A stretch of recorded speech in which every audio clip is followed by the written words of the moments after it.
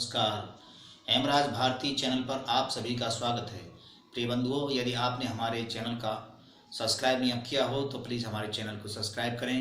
Bell icon यानी घंटी, 3 घंटी में से सबसे पहले आल वाली घंटी को अवश्य दबाएं, जिससे कि वीडियोस की नोटिफिकेशन आपको सबसे पहले मिलती रहे। और यदि कोई सुझाव हो तो हमें कमेंट में अवश्य दें। यदि कोई वीडियो पसंद आए तो लाइक अवश्य करें। धन्यवाद। एक साथ मेरे साथ गायत्री मंत्र का उच्चारण करें। ओम भूर्भुवः स्वः तत्सवितुर्वरेण्यं भर्गो देवस्य धीमहि धियो यो नः प्रचोदयात्। प्यारे बच्चों, जैसे कि पिछले समय 2 दिन पहले हमने वेदों की प्राचीनता पर 2 शब्द कहे थे। आज हम दिवाली का सीजन आ रहा है, दिवाली का त्यौहार आ रहा है, हम आज उस पर चर्चा करते हैं। दिवाली कह लो अथवा दीपावली कह लो, एक ही बात है। दीपावली का त्यौहार क्यों मनाया जाता है, इस पर विशेष रूप से हम आज चर्चा करते हैं। दीपावली का त्यौहार इसलिए मनाया जाता है कि इस दिन ऐसी मान्यता है कि इस दिन भगवान राम अयोध्या से लंका विजय करके अयोध्या में आए थे और उसी की खुशी में यह त्यौहार मनाया जाता है कि जो अज्ञान था, अविद्या थी, बैट मत लेना, उस पर विजय प्राप्त करना बिस्तर नहीं लेना और बच्चों को नहीं लेना, अधर्म से धर्म की का विजय प्राप्त करना जी, ये उद्देश्य था जी। इस कारण से यह त्यौहार मनाया जाता है। रावण जो कि एक अत्याचारी था, अधर्मी था, उस अधर्म पर भगवान राम ने विजय प्राप्त की। संसार में धर्म की स्थापना की। उस धर्म की स्थापना होने के बाद उस पे जो लोगों में एक खुशी का माहौल उत्पन्न हुआ, उस खुशी को बांटने के लिए दीपावली के रूप में एक त्यौहार मनाया गया और लोगों ने दीपावली अर्थात पूरे राज्य में, पूरी अयोध्या में दीपों को जलाकर और मिठाइयाँ बांटकर, एक दूसरे को मिठाइयाँ खिला करके ये त्यौहार को मनाया गया। वास्तव में यह त्यौहार के विषय में एक विचारधारा ये भी है जी कि यह जो त्यौहार है, हो सकता है कि भगवान राम के समय से पहले से भी चला आ रहा हो सकता है, क्योंकि एक तर्क के आधार पर जब हम ये कहते हैं कि ये जो त्यौहार है, उस समय धान की कटाई हो जाती है, किसानों के घर में नया अनाज आता है और नया अनाज जब आता है तो किसान उस अनाज को बेचते हैं। उस अनाज को बेच करके जो उनके पास में धन आता है, उस धन से बच्चों के लिए कपड़े आदि खरीदते हैं, मिठाइयाँ लाते हैं और घर में आवश्यक जो सामान नहीं था उन सामानों की आपूर्ति करते हैं। साधनों की और वस्तुओं का संग्रह करते हैं और अपने जो भंडार उनके खाली हो गए थे अन्न से, उन भंडारों को भरते हैं ताकि पूरे साल तक भोजन की व्यवस्था हो सके। तो इस प्रकार से अगर हम देखें तो ये त्यौहार अनादिकाल से चला आ रहा है। भगवान राम का जन्म 9 लाख वर्ष पहले हुआ। भगवान राम का जो काल था 9 लाख वर्ष पहले का था। तो ये कह सकते हैं कि ये त्यौहार उससे पहले से चला आ रहा है, क्योंकि मनुष्य ने तो अन्न उगाना तो बहुत पहले से सीख लिया था। तो जब से वो अन्न उगाना सीख लिया था, तो जब अन्न की प्राप्ति तो तभी से होने लगी थी। तो जैसे ही अन्न की प्राप्ति होती है और अन्न को बेच करके जो धन प्राप्त होता है, तो मनुष्य का एक स्वभाव है कि जब भी कुछ धन आता है या कुछ भी धन आता है और अनाज आता है जब घर में, तो खुशियाँ बांटना उसका एक स्वभाव होता है। जैसे कि दर्शनों में कहा गया है कि सुख दुख इच्छा द्वेष प्रयत्न ज्ञानादि आत्मनोलिंगम। तो सुखी होना, सुख के लिए प्राप्ति का प्रयास करना और दुख से हटने का जो प्रयास करना, ये तो आत्मा के गुण हैं। इसलिए जब भी कोई घर में धन आता है, अनाज आता है, तो ये मनुष्य का स्वाभाविक स्थिति है कि उसमें वो खुशियाँ बांट सके या प्रसन्नता का अनुभव करे। जी। ऐसे ही आप होली का त्यौहार भी ऐसे आता है।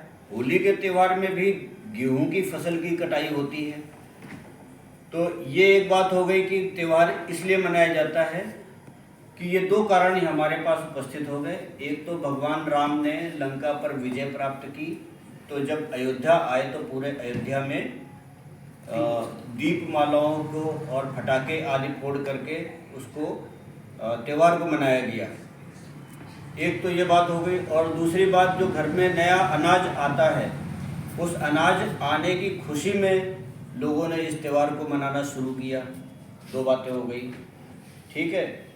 अब उसके बाद में कुछ लोग ऐसा भी कहते हैं कि ये त्यौहार में फटाके क्यों फोड़े जाए।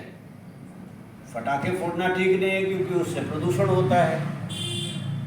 तो उन लोगों से मैं ये कहना चाहूँगा कि वो लोग जब छोटे छोटे कामों के लिए घर से निकलते हैं तो गाड़ियाँ लेके निकलते हैं।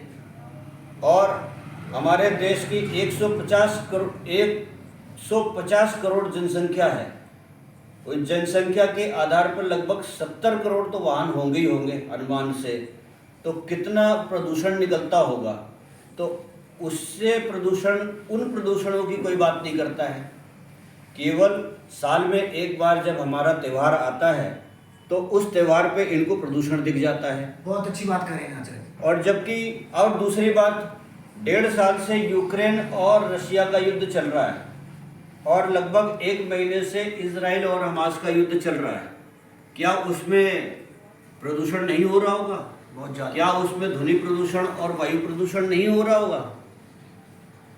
लेकिन जब हमारे त्यौहार आते हैं, हिंदुओं के त्यौहार आते हैं, और उसी में उनको जब एक दिन जब हम थोड़ा बहुत पटाखे फोड़ लेते हैं तो उसी में उनको प्रदूषण दिख जाता है। ये वास्तव में ये लोग जो नास्तिक होते हैं, जो सेकुलरवादी होते हैं, जो इस्लामिक और ईसाइयत को फैलाने वाले होते हैं, तो इस प्रकार से ये प्रोपोगंडा फैलाते हैं कि हिंदू अपने त्योहारों को ठीक तरीके से ना मना पाएँ और फटाके ना फोड़ें, उससे प्रदूषण होता है, तरह तरह की बातें करते हैं ताकि हिंदू हतोत्साहित हो जाए और अपने त्योहारों से मुख मोड़ ले और धीरे धीरे ये त्यौहार ख़त्म हो जाए तो इनकी संस्कृति भी ख़त्म हो जाएगी। जी। वास्तव में त्यौहार जो मनाए जाते हैं, वो त्योहारों से एक लाभ ये भी होता है कि हम आपस में, हमारे अंदर में एकत्व का भाव उत्पन्न होता है। खुशियों के साथ में हम आपस में इन त्योहारों के माध्यम से एक बने हुए हैं। नहीं तो अगर वैसे तो हम जातियों में बटे हुए हैं वैसे भी, ठीक है। अगर हम ये त्यौहार भी मनाना बंद कर देंगे तो हमारे अंदर जो थोड़ा बहुत जो एकत्व की भावना होगी है जो वर्तमान में, वो भी चली जाएगी। और फिर जब हमारे अंदर ये सब एकत्व की भावना ही चली जाएगी तो हम तो वैसे ही मिट जाएंगे। और जो विदेशी ताकतें होती हैं, जो विधर्मी लोग हैं, वो यही चाहते हैं कि किसी तरीके से हिंदू टूटे। जातियों में तो टूटे हुए हैं, राज्य आदि की भावना से तो हम टूटे हुए हैं, ये त्योहारों से भी हम टूट जाए। और जैसे ही अब मैं कह सकता हूँ कि ये त्योहारों पे जैसे ही अगर हम टूटेंगे, त्यौहार मनाने, त्योहारों के प्रति अगर हमारी उदासीनता हो जाएगी, तो वो दिन दूर नहीं है जब हम फिर से गुलाम हो जाएंगे। इसलिए त्योहारों को पूरे हर्षोल्लास से मनाना चाहिए। एक दिन पटाखे फोड़ने से कुछ नहीं होता है। एक दिन में ऐसा कुछ नहीं होता है। जब हजारों लाखों गाड़ियां चल रही हैं, विश्व में इतनी गाड़ियां चल रही हैं, उनसे कितना प्रदूषण हो रहा है, इस पर कोई चर्चा नहीं करता है। केवल एक दिन जो हम लोग पटाखे फोड़ने लग जाते हैं, उस पे लोग चर्चा करने लग जाते हैं, उस पर ट्रोल करते हैं। तो इस पर ध्यान नहीं देना चाहिए और पूरी सामर्थ्य से यथा योग्य जो हमारी जिसकी जैसी जैसी सामर्थ्य है, उस सामर्थ्य अनुसार यह त्यौहार को हमें मनाना चाहिए। दूसरी बात, दिवाली के सीजन में, दीपावली में जो दीपक जलाए जाते हैं, उन दीपक जलाने का भी एक वैज्ञानिक कारण है।